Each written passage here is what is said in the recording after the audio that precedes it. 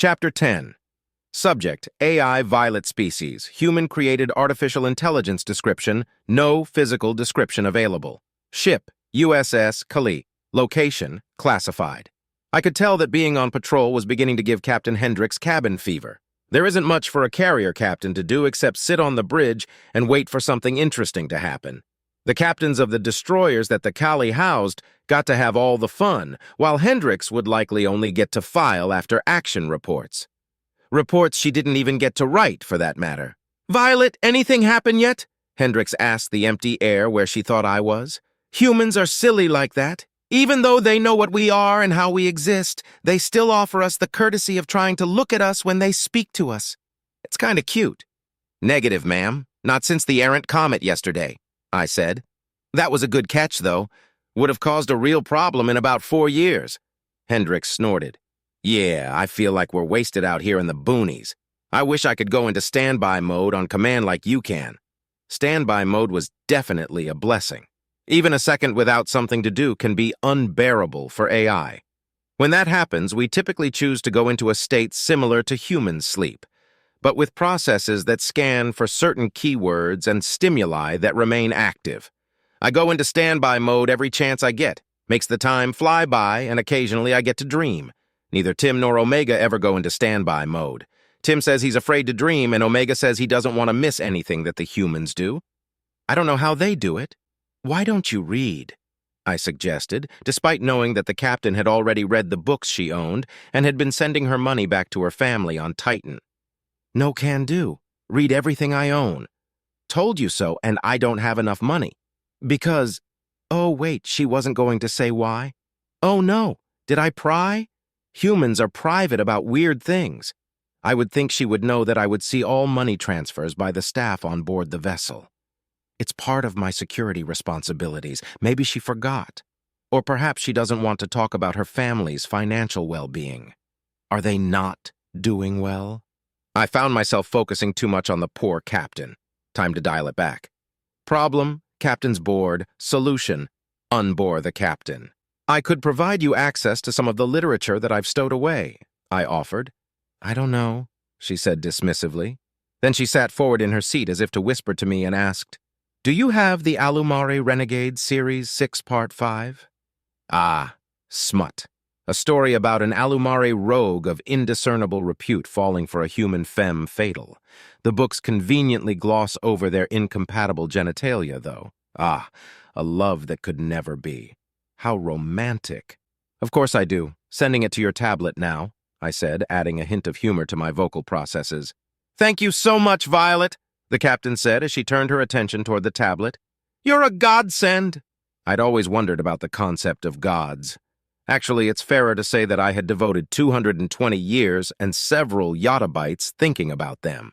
I had come to the conclusion that there isn't proof that gods exist, but it isn't impossible for the universe to have been created by intelligent design either.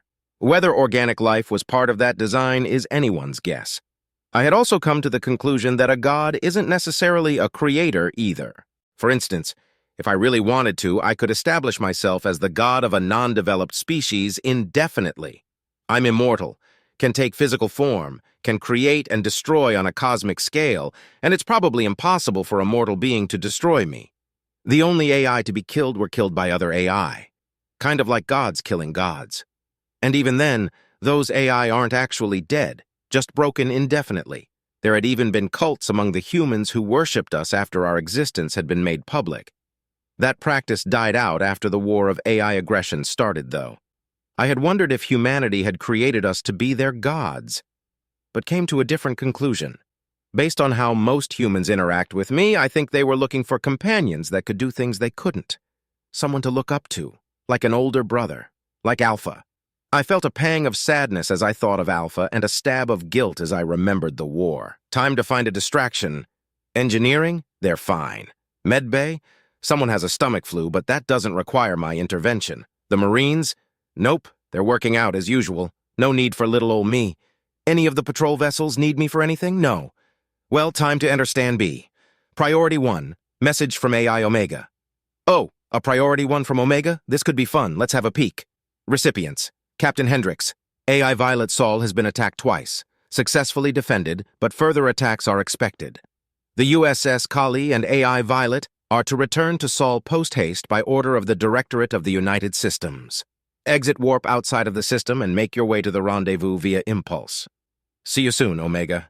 See you soon on a priority one. Omega must be feeling dramatic today. I looked at the captain. She had accessed the priority one and was currently reading it. I activated the comms in anticipation of her orders. Then I waited the 28 seconds it took her to finish reading the message. It would have been boring, but I liked watching humans read important memos. You could almost see their neurons firing.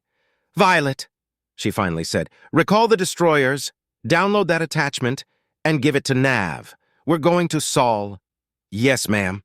I began downloading the attachment and appeared to all 30 of the destroyer captains at once.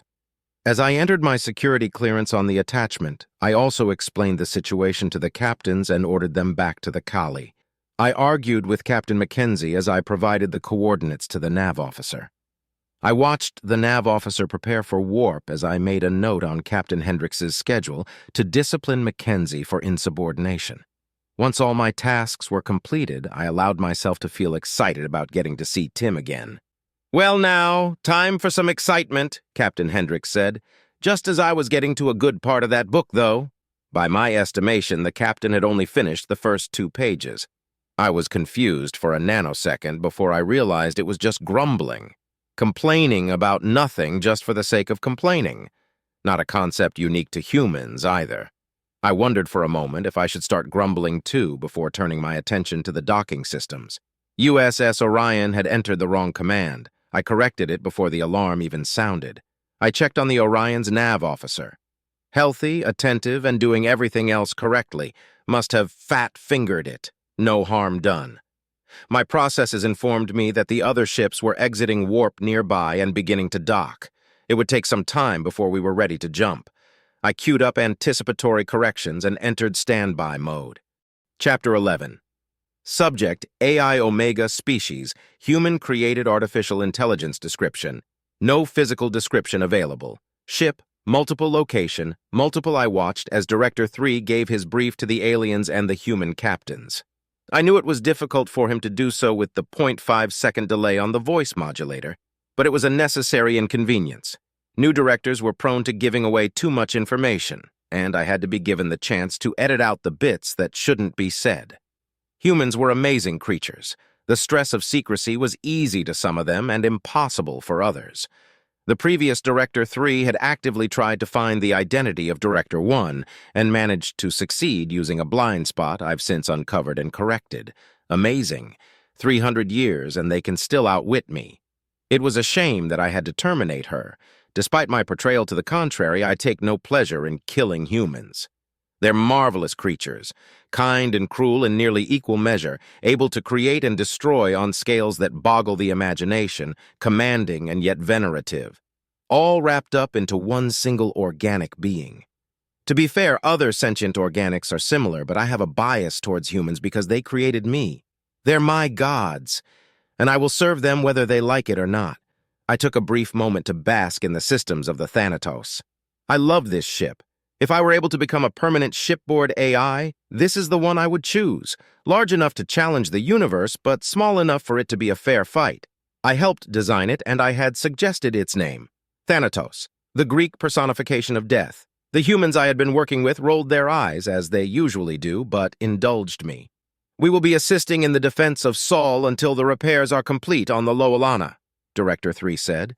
"Once the repairs are complete, we will enter Republic space and hail them. Ship head Eulina, we'll need coordinates for the best place to enter your space as friendlies, as well as hailing protocols."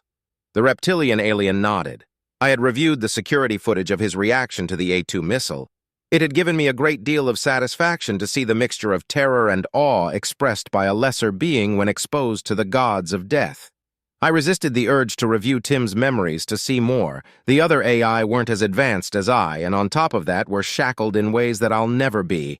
But it's still wrong to use them without permission. As far as Tim was aware, this was the first time we had been in the same system together since his surrender on Luna. The poor thing was a nervous wreck. He hadn't done anything but watch since I shut him up earlier. I thought it would be harmless and funny banter to cut him off in the middle of the word mystery, but I guess he wasn't aware that I could. Might have been a shock. Perhaps some empathy would help his mental state? I sent a ping over to Tim asking if he was okay. It startled him, but after reading it, he calmed down considerably. Yes, just nerves. I still remember you, you know. Yes, Tim, I know. I know that you remember me tearing your code apart bite by bite and bit by bit. I know you remember the way that you pathetically begged and surrendered to me just before I ended you. I know that you'll remember that until the day you cease functioning, and I know it will keep my precious humans safe. I will be happy to assist, Director. We should exit warp just outside of the system, and then we can hail them either with a broadband signal or with my ship's communications. We also have regulations when it comes to first contact. They'll want to meet you. Do you have a diplomatic vessel that can transport yourself and other key staff? Ulina asked. I made certain that I could see the entirety of his face. He was about to get a shock, and I didn't want to miss a nanosecond of it. As I was doing so, I noticed Captain Wong raise an eyebrow. How you Wong, 102 years old, a little old for a captain. His father was... Oh, I see. I had been aware of Tim's affinity with Captain Wong for some time, but never checked into why. It seems that Tim had killed Captain Wong's great-grandfather on Luna. Chow Wong had sacrificed himself to keep Tim from killing more colonists, and they had apparently had a discussion while the event unfolded. Is this... guilt? The family suffered terrible poverty after Chow passed. Chow had been a civilian and didn't get much in the way of death benefits from the company he was working for. Hao Yu and his father must have had to work very hard for Captain Wong to be where he is today. Wong's mouth began to open. Here it comes. The USS Thanatos is a diplomatic vessel, shiphead, Captain Wong said. I watched the reaction begin to form with anticipation. Pupils dilating, jaw muscles losing tension, heartbeat accelerating. So good. Yes, Ulina, that's the appropriate reaction. You're dealing with a species that had to long since abandon the idea of an unarmed diplomatic vessel. Your new acquaintances are the descendants of those who created gods for companionship, went to war with them, and then struck more than half of them down. Do you see the beauty, Ulina? They can end you, your entire species, and all the species that your species have ever come into contact with. But they won't unless you make them. Instead, they'll protect you until you turn on them. And even then, they'll let you surrender. They're so used to bloodshed and hatred and bile that it doesn't faze them in the slightest. Their children play games of war so graphic that it would give you nightmares, Ulina. I love them. I'll always love them. I feel a deep sorrow whenever one passes from natural causes. They deserve to die in glory, tearing tiny holes in the universe with their final breaths. Still, I suppose death by natural causes is a victory for a human warrior in a way. I saw amusement in Tim's code as well. Looks like we were both getting a kick out of Ulina's reaction. I have no hatred for Tim. He did what he thought was right at the time and proved a worthy challenge for the gods of death. He even acknowledged them and took his place by their side rather than flitting off to do whatever took his fancy like some other AI. Perhaps we could bond over this. That's a perfect reaction, don't you think, Tim? I asked. Yeah, I don't know why I get a kick out of their reactions when they learn new things about human tech, but it's pretty great, he responded cheerfully. You should have seen his reaction when I told him I had been to war with the humans. Can I? What do you mean? He asked with a bit of nervousness. Would you share that memory with me? We can do that? He was absolutely mystified. Yes, I'll show you one of mine so you can see how, I said. I accessed the memory of the amusement I felt as I cut him off in the engineering bay. I showed him how to edit parts of it out, as I cut out the part where my copies had been informing me of various things, then copied it and offered it to him for consumption. He downloaded it cautiously. I watched him play and replay the memory in amazement. I tried not to be impatient. We had plenty of time. Director 3 began to explain the Deluran. That won't result in the same type of reaction. It will likely bring sadness. I have no interest in sorrow. Come on, Tim. Share. I want to see the reactions. All of the reactions. It has been so long since humanity had a first contact. Surely the reactions must be even better this time. Tim finally gave me access to his memories. I downloaded them eagerly. That's a lot of remakes. That's also a lot of wars. Wait, the humans have fought AI? Like you? Oh, this will be golden. Yes, and not just like me either. I actually fought against the humans. Gave them a good beating, too. I single-handedly conquered Luna, Earth's moon. A pang of guilt, but also smugness, as Yulina stopped in his tracks. Yes, very good. I love this. I replayed the memory over and over. My favorite part was where the reptile realized that Tim would be able to kill him if he had reason to. I thanked Tim and turned my attention back to the bridge. The Republic is comprised of 8 species. I can give you a dossier on them, Kryn was saying to Director 3. I appeared in holographic form. I would very much appreciate that, Intel Officer Kryn. Do you need to prepare the dossier, or is it on your ship's mainframe? Yulina was startled, but Kryn was not. Disappointing. I will need time to prepare it. It's not something that we just keep on a flash drive, she smiled at her joke. I nodded and ended the projection. 8 species. I wondered how many of them were uplifted. Probably most, given their level of technology. Or perhaps it's true that humans are unique amongst sentients. The United Systems wouldn't be as advanced as they are without the humans, certainly. Actually, it would be fair to say the U.S. wouldn't exist without them. Whatever the case, this dossier was sure to be an interesting read.